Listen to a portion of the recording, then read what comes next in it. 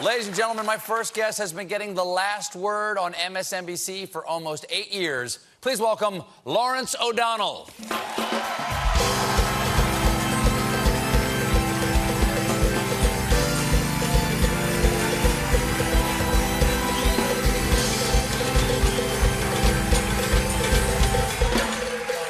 And good to see you again. And so, I appear before you tonight as an accused enemy of the people. You were accused of being an enemy of the people? Accused by the President of the United States, who accuses all of us in the news media Did as he being specifically say you? The enemies of the people. I took it very personally. Oh, okay. I took it to mean me, yeah. Well, let me ask you something. Let me give me your perspective on this, okay? I've said many times before that part of the thing that we do with our audience out here is we come in every night, we talk about what's going on in the world, the conversations they've been having, and to say to them, you're not crazy. You're not crazy. The Trump administration and some people else out there would like you to think that you're crazy for thinking that what's going on is crazy. This afternoon, that Peter Strzok thing, was that crazy? Am I crazy? You're not crazy. You're not crazy. They're crazy. So here's what's really crazy. Your first 10 minutes tonight, and this is an entertainment comedy show. Sometimes. Could be my first 10 minutes tonight, and my show's supposed to be a news show about the real world. That should never be. We should never be in a situation where... Why don't you just run the first 10 minutes of my show on your show? Oh, please. And you can start drinking early. Oh, yeah. I'm for that. I would like... I would love I would do that. the same thing.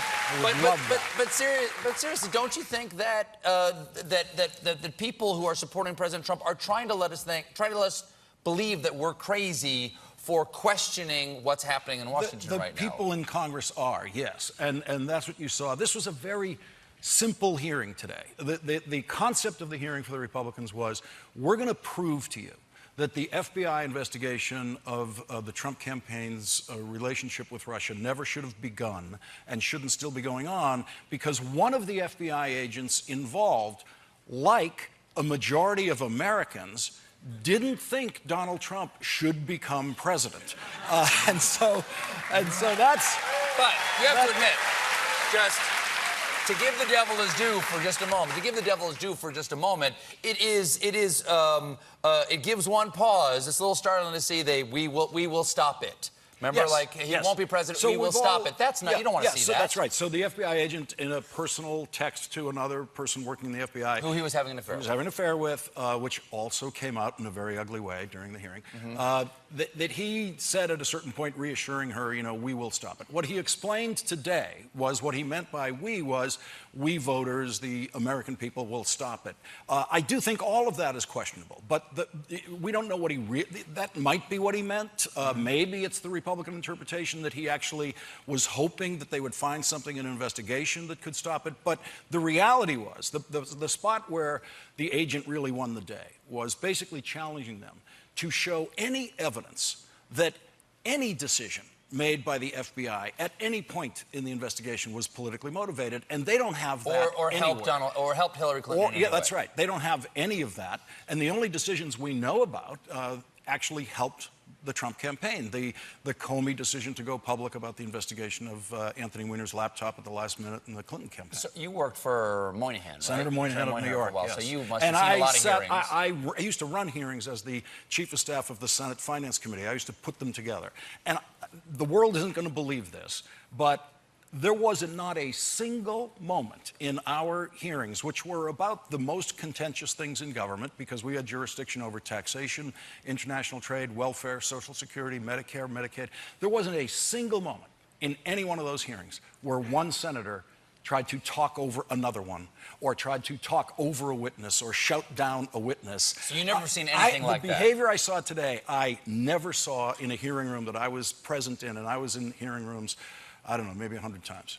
Can we talk about Trump for a second? Yes, we and can. His trip over in Europe? So what should we look for in his meetings with the Queen, which I believe is tea today or tea tomorrow? Is tea tomorrow? Oh, if we could be there for that meeting. Yes. She's got to be warned, it's the most impolite person she's ever met in her life. She's never been one-on-one with someone who has less manners than Donald Trump. So we'll see how that works out. Well, now, what about when she meets with in Helsinki with Vladimir Putin? What do we look for there? Scariest meeting in the history of the American presidency, because he wants this meeting to be just Putin-Trump, no one else in the room except the two translators.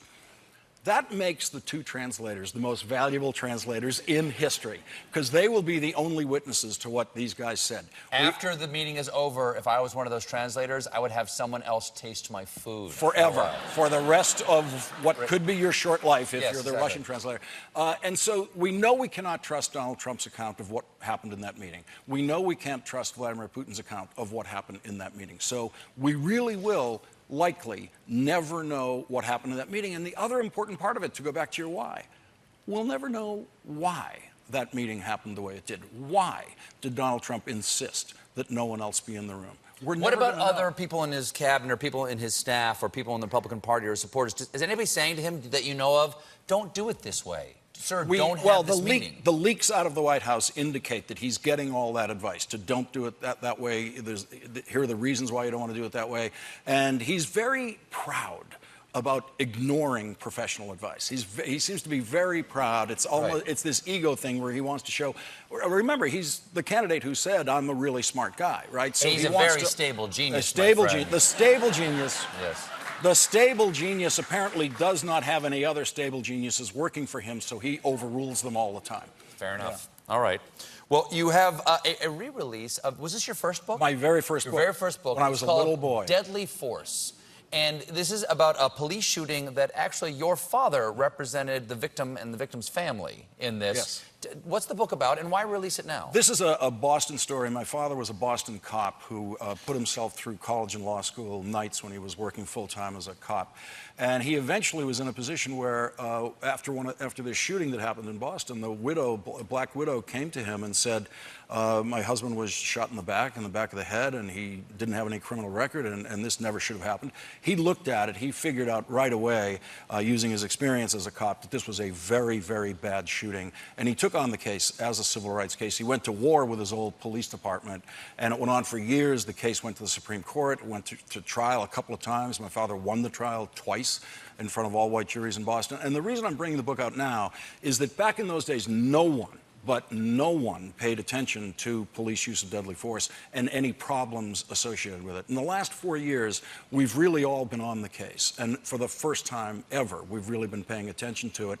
And what you see in this story is how much hasn't changed, and then in some small positive ways, the things that have changed, the things that are better now than the way things used to be. Well, Lawrence, thank you so much for being here. Thank you.